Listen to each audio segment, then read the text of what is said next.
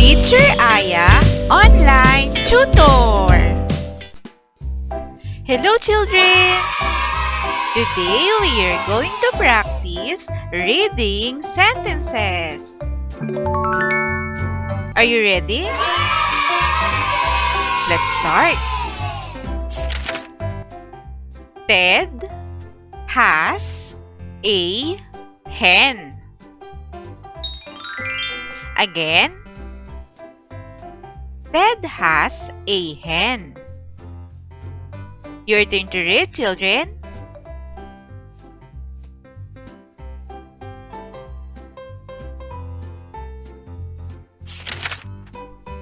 The hen is red. Again, the hen is red. Your turn to read, children.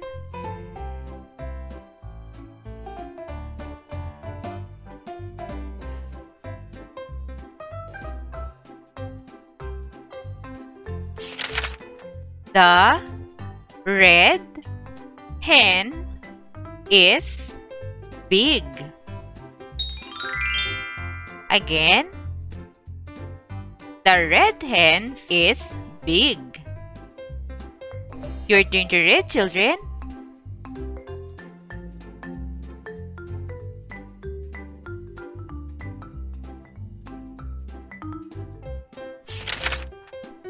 Tim has a big pen. Again,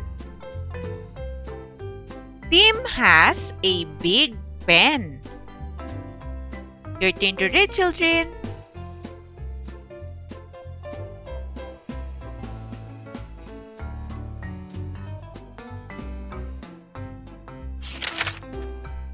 The pen is in the bag.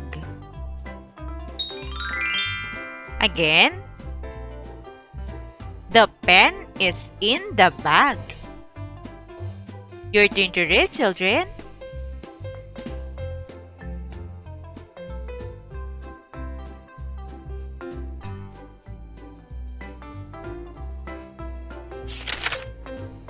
The ham is in the pan.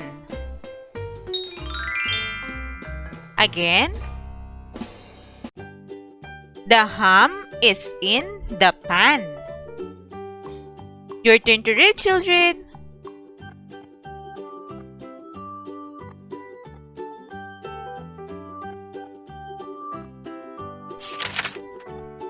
Pat has a fan. Again, Pat has a fan. Your turn to read, children.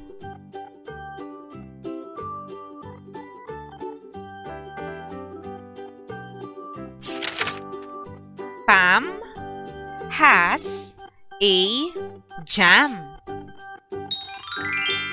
Again, Pam has a jam.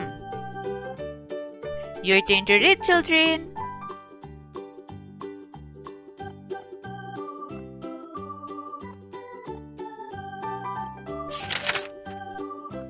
Roy has a net. Again, Roy has a net. Your turn to read, children.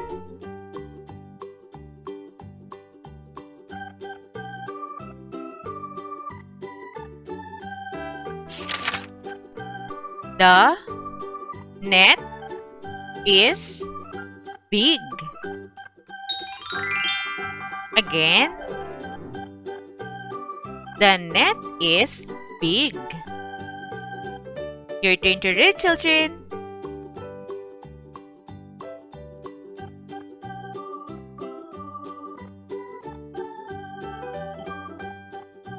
Great job, children! Now, let's try to read the sentences together. Are you ready? Let's start.